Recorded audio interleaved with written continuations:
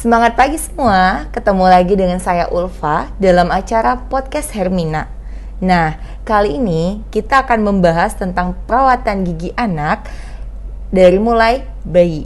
Nah, di sini sebagaimana kita ketahui ya, bayi pada awal masa pertumbuhannya itu sangat penting bagi Anda sebagai seorang orang tua untuk melakukan kebiasaan merawat gigi bayi secara rutin dan tepat. Nah, hal itu berguna agar bayi terhindar dari berbagai masalah kesehatan gigi yang akan mempengaruhi tumbuh kembangnya.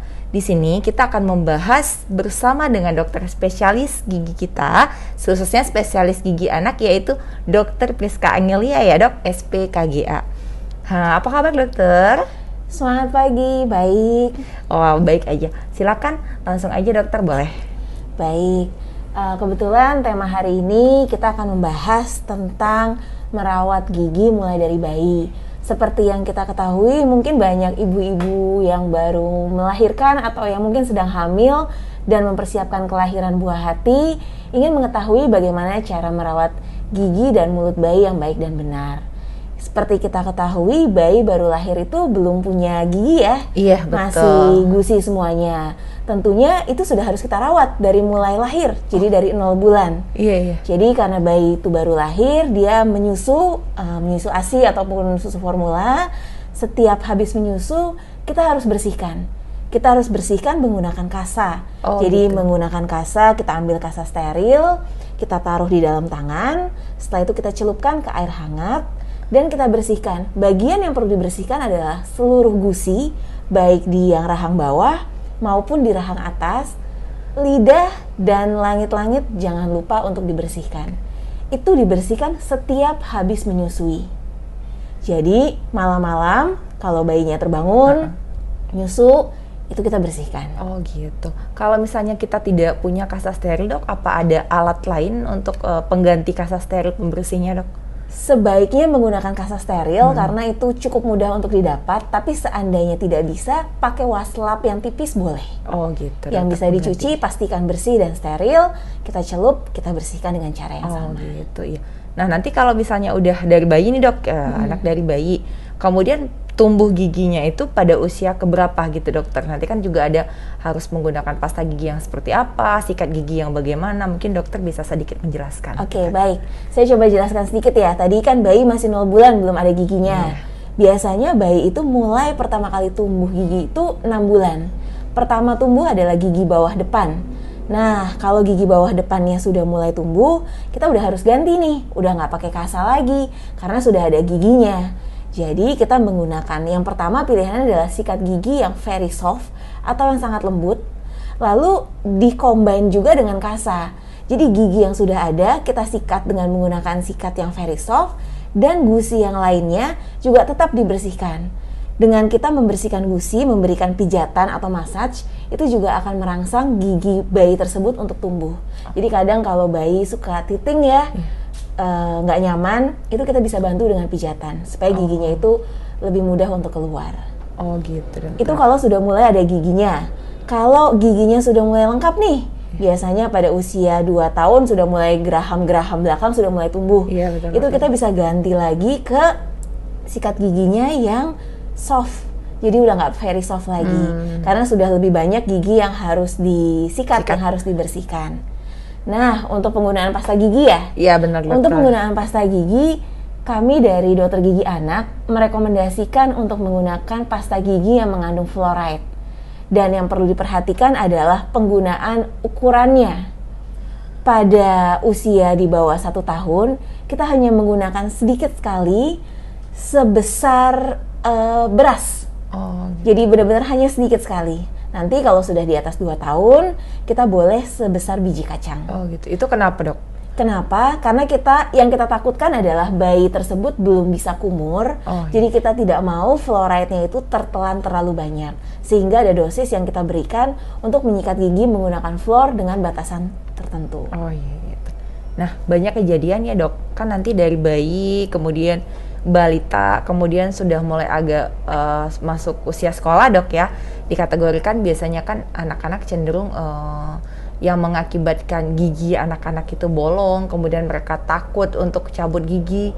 Nah, pertama yang ditanyakan itu adalah dok, penyebab gigi itu sendiri rusak atau menyebabkan gigi itu bolong itu kenapa dok biasanya dok? Oke, baik.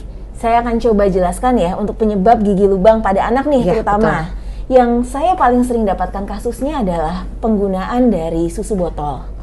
Jadi waktu tidur, sebelum tidur, anaknya minum susu DOT, setelah itu tidak dibersihkan sehingga residu atau sisa dari susunya nempel di gigi, sehingga itu akan menjadi tempat untuk bakteri, bakterinya mengeluarkan asam, sehingga giginya menjadi rapuh dan itu terjadilah proses karies atau kita bilang itu gigi berlubang.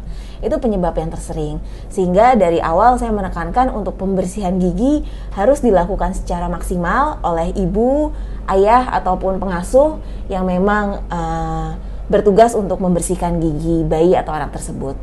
Oh, baik, kayak gitu udah jelas banget ya dok ya. Jadi ada ngaruhnya dari mulai pembersihan seperti yang dokter jelaskan tadi sampai akhirnya supaya gigi anak tersebut tidak berlubang. Nah dok, gini, di masa akhir kan awam ya dok, kalau anak-anak itu misalnya yang ada di pikiran mereka cabut gigi itu sakit dok. Jadi takutlah mau ke dokter gigi, atau misalnya ibu atau orang tuanya mau ngajak ke dokter gigi kesulitan lah atau bagaimana dok. Nah mungkin ada cara tersendiri dari dokter sebagai spesialis dokter gigi khusus anak untuk menghilangkan ansietas atau rasa cemas dan takut pada anak tersebut gitu dok. Baik, iya nih sering ya pertanyaannya ya, kenapa kok takut, gimana caranya supaya ke dokter gigi nggak takut. Oke, ada beberapa sedikit tips dari saya. Yang pertama, kita harus menjaga dan merawat rongga mulut anak semenjak dini, itu yang pertama. Yang kedua, menurut rekomendasi dari WHO, kita membawa anak kita ke dokter gigi pertama kali itu di usia 1 tahun, saat ulang tahun pertama dibilangnya. Tujuannya apa nih? Kan kayaknya giginya baru ada 5 gitu, kok udah dibawa ke dokter gigi? Ya, untuk memperkenalkan anak tersebut kepada dokter giginya, kepada areanya, dan kepada environment atau suasananya. Jadi memang pada visit pertama biasanya kita hanya melakukan pemeriksaan dan konsultasi dan pembersihan. Nah, itu membuat anak akan merasa nyaman. Jadi tindakan pertama yang dilakukan adalah tindakan yang menyenangkan. Sehingga sewaktu nanti anak tersebut membutuhkan tindakan, contohnya seperti penambalan atau pencabutan, akan lebih mudah untuk approach anak tersebut karena mereka sudah terbiasa dan sudah merasa ke dokter gigi itu bukan sesuatu hal yang menakutkan, tetapi suatu kebiasaan. Jadi kebiasaan selama 1 tahun 2 sampai 3 kali kunjungan ke dokter gigi, kebiasaan baik yang memang itu seharusnya dilakukan. Oh gitu, kayak udah ada bina suasana gitu ya dok, antara dokter dan anak itu sendiri gitu ya. Betul. Dok ya. Sedikit tips dari saya, kalau yang pertama kali ke dokter gigi mungkin udah lewat nih, udah 1 tahun ternyata belum sempat, jadi mungkin baru dibawa 3 tahun atau 4 tahun, mungkin agak sulit. Bisa dilakukan penjadwalan di pagi hari. Menurut gitu saya itu cukup efektif. Kenapa? Karena di pagi hari itu biasa anak itu tidak mengantuk, posisinya masih fresh, dan biasanya moodnya bagus. Itu sangat mempengaruhi sekali dalam waktu perawatan dan pemeriksaan. Kalau udah siang itu udah mulai itu ya dok ya? Ya, kadang anak-anak paginya oke, mungkin siang ketemu temennya berantem atau mungkin kenapa nggak mood atau mungkin dimarahin mamanya, terus udah kesel sendiri atau mungkin lapar, jadi akan mempengaruhi moodnya. Iya betul dokter. Jadi udah di situ ya dok semuanya dok. Udah jelas, lengkap, dokter juga udah menjelaskan perawatan mulai dari bayi banget baru lahir sampai akhirnya udah tumbuh gigi, kemudian perawatannya juga sampai akhirnya tips dan trik bagaimana anak supaya tidak takut untuk ke dokter gigi ya dok ya. Kan banyak banget anak sekarang ke dokter gigi nggak mau, bahkan ada dok. Nah kalau orang dulu dok, kalau yang saya tahu itu biasanya cabut gigi pakai tali tarik. Apakah itu berbahaya atau tidak dok? Biasanya kalau orang awam nih ya dok ya, yang masih pemikirannya zaman dulu pernah itu jadi nggak mau ke dokter gigi, giginya diikat pakai tali kemudian dicabut. Itu apakah ada efek samping atau apa gitu dok ya? Iya, saya coba jawab ya. Sebenarnya kalau gigi goyang pada anak itu sesuatu hal yang wajar, yang fisiologis, yang memang pasti terjadi. Kalau memang bisa lepas sendiri, jadi misalkan makan dan terlepas, itu akan sangat baik sekali karena memang sudah sewajarnya seperti itu.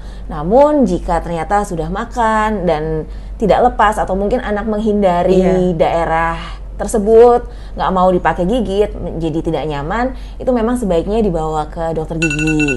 Kalau misalnya menggunakan benang atau tali gitu ya, sering ya. Iya benar. Itu lebih ke arah tidak steril. Karena kan kondisi benangnya kita tidak tahu seperti apa, talinya seperti apa, dan setelah dicabut pun harusnya ada penanganan khusus, tidak dibiarkan begitu saja. Karena kan kalau cabut ada luka yang terjadi. Iya, benar. Nah, itu harus ada penanganan khusus. Kalau tidak dilakukan penanganan khusus, yang kita takutkan adalah infeksi bakteri. Betul, benar dokter. Baik, berarti jelas ya mungkin dokter, jadi sebaiknya jika memang sudah goyang dan susah untuk disabut, sebaiknya segera bawa ke dokter gigi dok ya, untuk mencegah terjadinya infeksi pada bagian area yang luka tadi gitu dok ya. Betul. Ya udah, dokter masih ada yang mau ditambahkan lagi atau bagaimana dok? Cukup dari saya. Oh iya, baik, sudah tip dan triknya juga tadi ya dok ya.